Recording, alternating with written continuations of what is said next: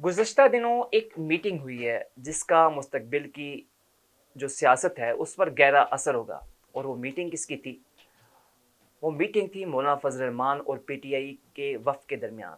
और पीटीआई के वफ़द की क़यादत जो थे साबिक़ स्पीकर कौमी असम्बली और मौजूदा एमएनए असद कैसर कर रहे थे। और इन दोनों के दरमियान काफ़ी बातें हुईं जो मुस्तक़बिल की सियासत पर जो है वो काफ़ी असर डालेंगी। बेसिकली पीटीआई एक पेशकश ले गई थी जेयूआईफे के पास कि ये हमारी पेशकश है, इसको जो है वो आप देखें, इसको कबूल करें। तो जेयूआईफे ने ये मामला अपने मजलिस शूरा के पास लेके जाने का फ़ैसला किया है, उसके बाद कोई जवाब देने का फ़ैसला किया है। अच्छा, मामला क्या है? बेसिकली असद कैसर जो है वो मौलाना फजल रहमान के पास वफ़्त लेकर गए और कहा कि आइंदा की सियासत के लिए सबसे पहले तो हमें पार्लियामान के अंदर जो है वो एक मुश्तरका हिकमत अमली अपनानी चाहिए। मतलब इस बात पे इत्तेफ़ाक हो गया कि दोनों अपोज़िशन जो जमातें हैं उनको पार्लियामान के अंदर मुश्तरका हिकमत अमली जो है वो अपनानी चाहिए ताकि हुकूमत को टफ़ टाइम जो है वो दिया जा सके। दूसरी जो ऑफ़र है वो सुन के जो है वो आप चौंक जाएँगे क्योंकि जेयूआई फ़े को पीटीआई ने कहा है कि वो आइंदा मुस्तक़बिल में हमारे साथ सियासी इत्तेहाद बना लें। यानी कि आइंदा जो मुस्तक़बिल है उसमें आप हमारे साथ मिल के इलेक्शन लड़ें, सियासी इत्तेहाद बनाएँ।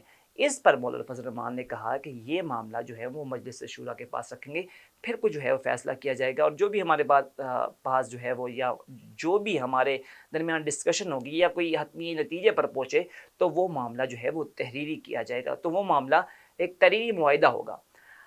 अब मामला जो है असद कैसर लेके गए मौलाना फजल रहमान के पास कि मुस्तकबिल की सियासत के हवाले से कि आप जो है वो हमारे साथ मुस्तकबिल में इत्तेहाद करें।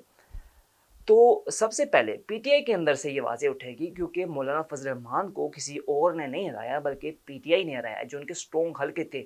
सबसे पहले डेरा इस्माइल खान से बात कर लेते हैं कि डेरा इस्माइल खान की जो सीटें हैं वहाँ पर अली अमीन गंडापुर जो है वो मौलाना फजल रहमान को 2013 से हरा के आ रहे हैं। 2013 में भी मौलाना फजल रहमान को हराया था, 2018 में भी मौलाना फजल रहमान को हराया था और 2024 में भी, यानी कि मुसलसल तीसरी दफ़ा वो मौलाना फजल रहमान को हरा कर आ रहे हैं।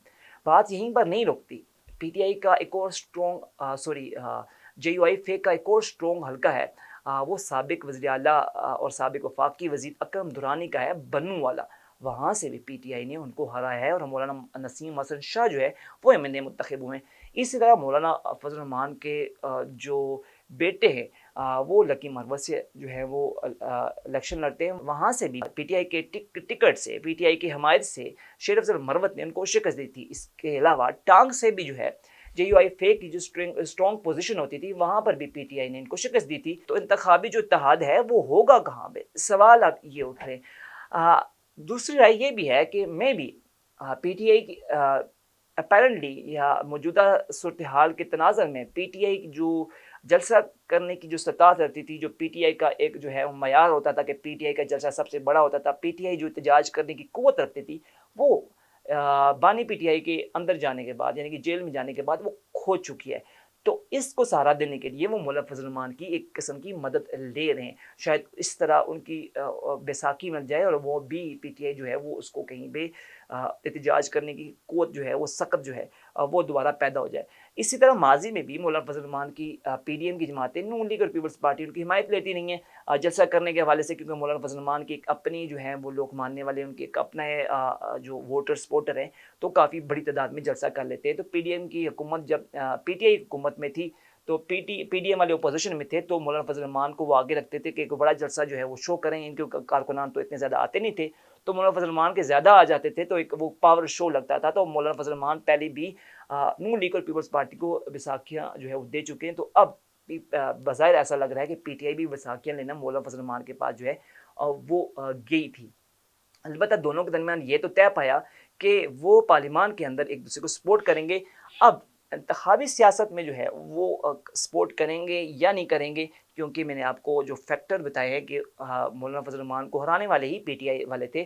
तो क्या मौलाना फजल रहमान उनसे कहेंगे कि अली अमीन गंडापुर को टिकट ना दिया जाए, फैसल अमीन गंडापुर को टिकट ना दिया जाए, लकी मरवत की सीट जो है वो हमारे लिए खाली छोड़ी जाए, बन्नू की सीट हमारी खाली छोड़ी जाए। तो ये कॉम्प्लिकेशंस हैं जो आगे आप, मुझे नहीं लगता कि आगे इस पर जाकर बात बनेगी और पीटीआई जो ये हल्के हैं वो छोड़ेगी, मौलाना फजल रहमान के लिए खाली करेगी। दूसरी बात ये है कि मौजूदा सेटअप में केपी में मौलाना फजल रहमान ने जो है वो किसी भी सूरत में या मौजूदा सेटअप में केपी हुकूमत का हिस्सा बनने से फ़िलहाल इत्तेफाक नहीं किया, वो केपी हुकूमत का हिस्सा बनने नहीं जा रहे। तो फ़िलहाल ये बात डिस्कशन हुई है। बाकी जो मामला है आगे इंतखाबी इत्तेहाद का, वो मजलिस शुरा से डिस्कस करके उसको जवाब दिया जाएगा। लेकिन पार्लियामान के अंदर एक दूसरे को सपोर्ट करने का जो फ़ैसला है, उस पर जो है वो बामी रज़ामंदी जो है वो ज़ाहिर की गई है।